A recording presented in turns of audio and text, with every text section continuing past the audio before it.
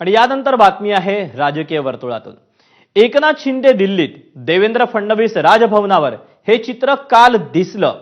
आज एकनाथ शिंदेंची दिल्लीत शिवसेना खासदारांसोबत बैठक होती, तर इकडे सह्याद्रीवर फडणवीसांसोबत राष्ट्रवादीच्या नेत्यांच्या भेटीगाठीचा एकच लगबगपणा पाहायला मिळाला। त्यातही धनंजय मुंडेंनी 2 दिवसात 2दा सह्याद्रीवर ते भेटल्यानं जास्त चर्चा झाली। लोक आपापल्या परीने या घटना जोडून त्याचे अर्थ काढण्याचा प्रयत्न करतायत। या सगळ्याचा आढावा घेणारा हा स्पेशल रिपोर्ट पाहूया। राज्यातील राजकीय घडामोडींना अचानक वेग आला।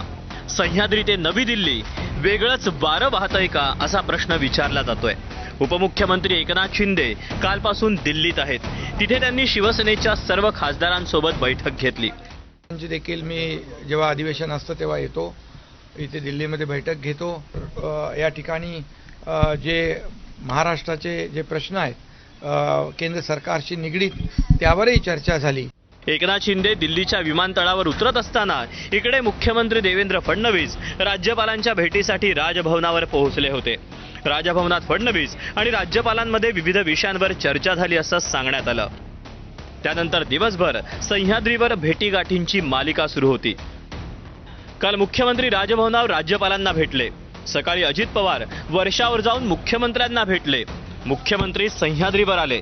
सुनील तटकरे मुख्यमंत्र्यांच्या भेटीसाठी सह्याद्रीवर पोहोचले। अजित पवार पुन्हा सह्याद्रीवर आले। मुख्यमंत्री अजित पवार आणि सुनील तटकरे यांच्यात चर्चा झाली। धनंजय मुंडे यांनी तर 2 दिवसात 2 वेळा सह्याद्री गाठलं। काल राजकीय भेट नव्हती, मतदारसंघातील कामांसाठी मुख्यमंत्र्यांना निवेदन दिलं, हे साचेबद्ध उत्तर माध्यमांना कळवण्यात आलं। आजही त्यांनी कोणतीही प्रतिक्रिया दिली नाही। हे सगळं सुरू असताना कृषी मंत्री माणिकराव कोकाटे यांचं खातं काढून घेणार आहेत अशा चर्चा रंगू लागल्या आहेत। तर याच खात्यावरती धनंजय मुंडे यांची वर्णी लागणार आहे अशा देखील काही चर्चा या समोर येत आहेत। महायुतीमधल्या एका पक्षाचे प्रमुख हे दिल्लीमध्ये असताना दुसऱ्या पक्षाचे काही प्रमुख नेते हे मुख्यमंत्र्यांची भेट घेतात, त्यांच्यामध्ये चर्चा होते। आता या चर्चेमधून नेमकं काय निष्पन्न निघालंय हे येत्या काळामध्ये लवकरच समजेल।